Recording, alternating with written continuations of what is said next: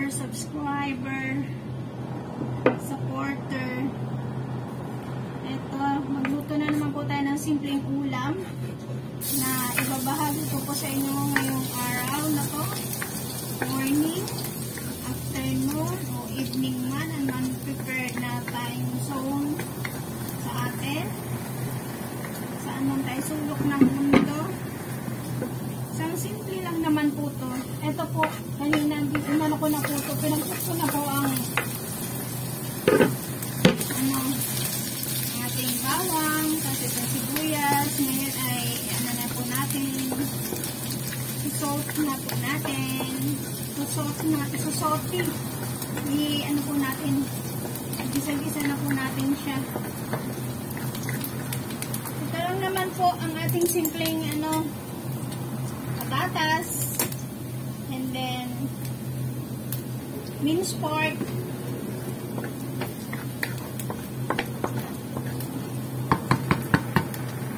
then ilagay na po natin itong minced pork. Yan, simple lang po siya, madali lang po. Ano po, napang niya na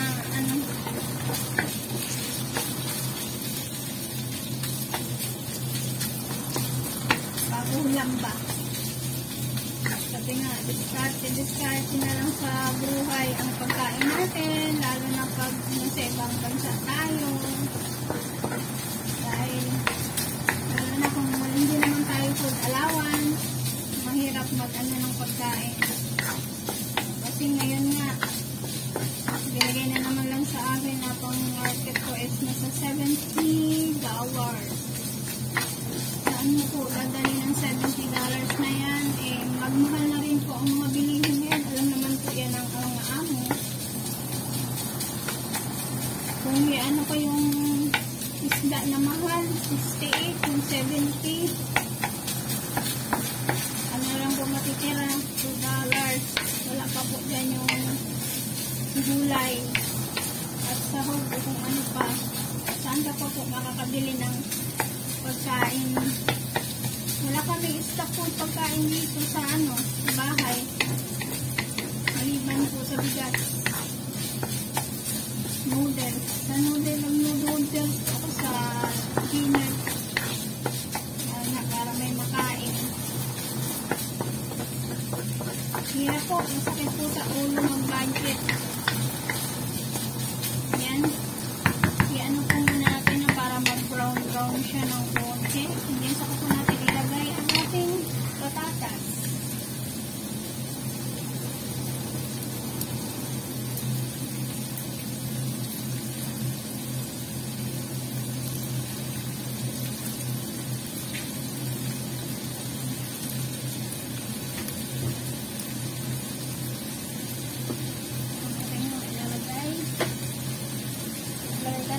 Mamaya. Tapos ito, white paper. Lagay din tayo ng toyo. Lagay tayo ng toyo. Ito, oyster sauce lagay natin. Toyo. Yan lang po. Yan lang ang ating simple and easy para sa ating hiniling.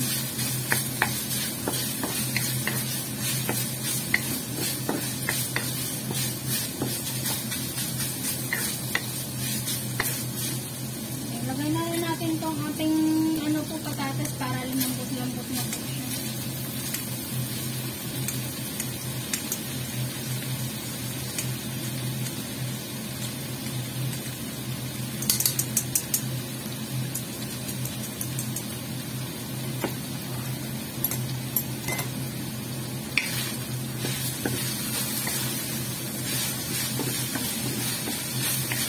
Yan po.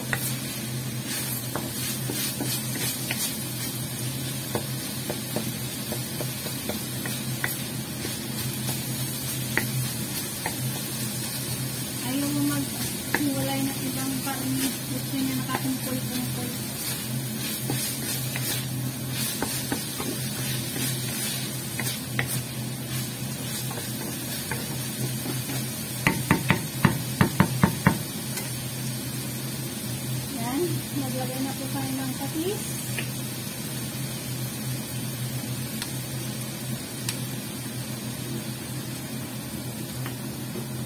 Maglagay tayo ng white paper.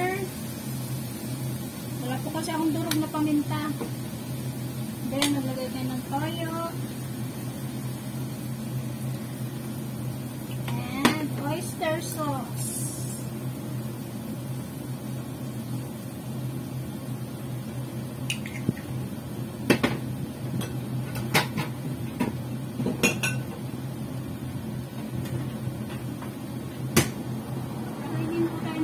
Asukal.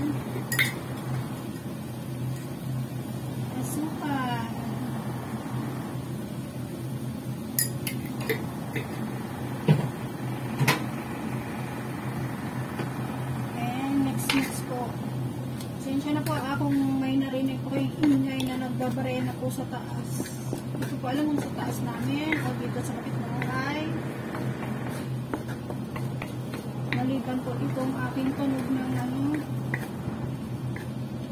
saucepan. Ayan.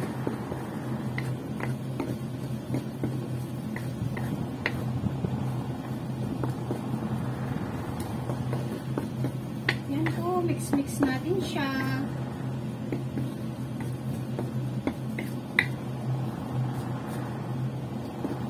Then, siguro takpan din po natin, ganyan ko lang siya ng 50 minutes para lumambot po ang ating patatas.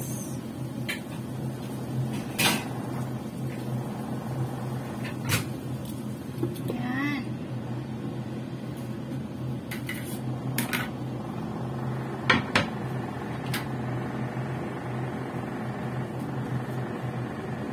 Hindi po ginamit ko itong kabilang lutuan na po ito. Kasi ito may sa bagay, pwede ko na rin pong ipalit dito. Palit po natin kasi ito may timer. Ito po may timer din po. Ito. Palit na lang po natin dito.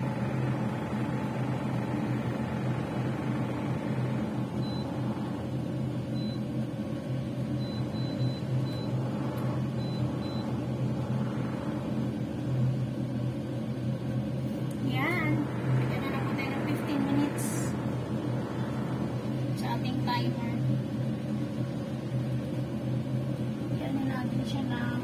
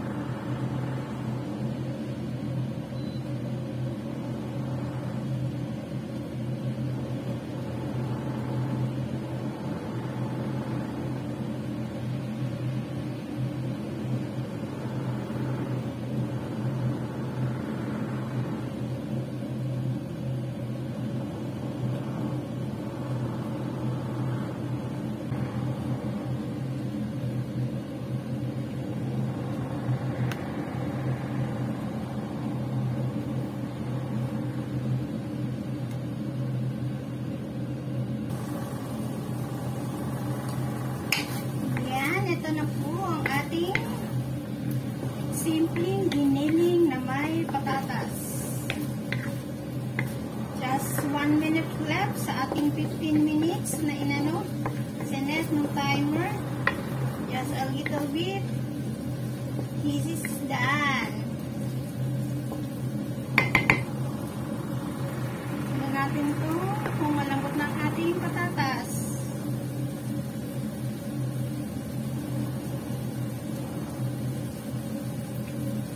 Lambot na po. Mainit. Malambot na po ang ating patatas. Medyo ko lang po ng alat kasi naglagay tayo ng patis, toyo, oyster sauce, lahat yun may alat. Kaya ito po. Ayan o. Tapos nilagyan ko rin po siya ng konting ng tubig para po maano yung ating patatas. Ayan. ayan, tapos na po ang ating niluto. Nag-ano na siya, nag-beef na siya. Yan. Dana po. And, nawa po, itong aking simpleng shinare sa inyo o binahagi sa inyo ngayon na simpleng menu. Hopefully ay ito ay makatulong sa atin sa mga nahihirapang mag-isip ng lutuin. Kahit sa ating mga amo, pwede nating gawin to. Lutuin ito ng ganito na simple lang. Then, lagyan nyo na lang kung ano pang pwedeng ilagay. Pwede nyo din lagyan ng na to, bell paper. Kung ano pa pong naisip nyo ilagay. Ito na siya. Thank you, Lord, for this, blessing na naman. Simple man, pero okay na po ito. Yan, ilagay natin sa isang lagayan.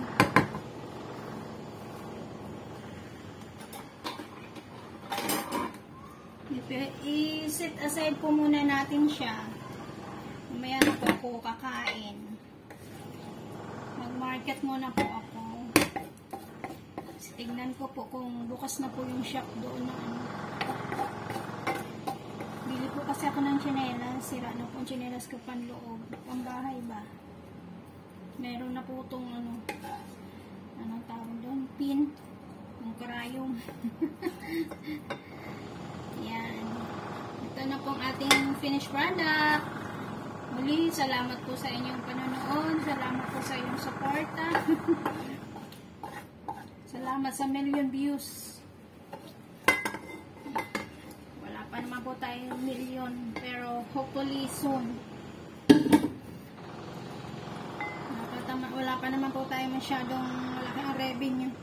Nakaka-revenue tayo pag tayo maraming views, maraming likes. Sana i-like nyo rin po itong video natin for today.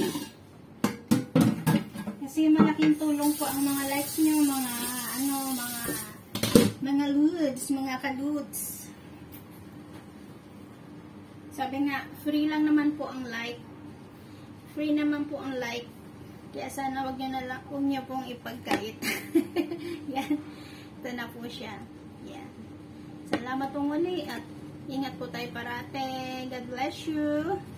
God always with us in watching us saan man po tayo. At hopefully, yung ating mga binotong kandidato, ano man po ang naging resulta, panalo o talo man po. Sabi nga, be thankful sa mga nanalo. Hopefully, gawin po nila yung trabaho po nila, makapagsilbi po sila sa kanilang mamamayan.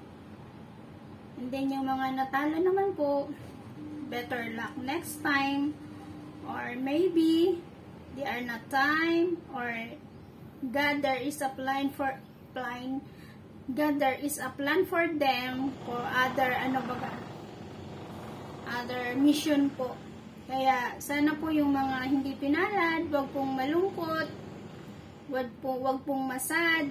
Sabi nga, be thankful, saka i-twist na lang po natin sa positive way, not in negative way po. Para hindi po tayo masad, hindi po tayo ma-depress. Kasi minsan po yung iba, sa kaanuhan po baga na, yung expected much na po. Then, pagdating po ng resulta, although, hindi ko po kayo ma-blame kasi I feel na nakakasad naman po, syempre, kasi gusto nating makapasok, makaupo, para tayo makatulong sa ating mga kababayan na nangangailangan. Nung talagang, sa puso natin na makatulong sa kaparaanan na gano'n na tayo nagkaroon ng posisyon sa ating barangay, doon tayo makapag ng tulong ba natin, yung magiging doon malaya. Kesa yung individual natin na syempre hindi po natin magagawa yun. Although magawa man natin, kasi may limitation nga lang po. Kaya, na lang po, So, susunod na lang po. Then, samahan ng pray yung ano na yan bago po tayo pupasok sa ganyan. Kaya, thank you very much po. Muli, salamat po. Thank you. Ito na po ang ating yung ating ulit finished product. Ingat po tayo parate. God bless you po.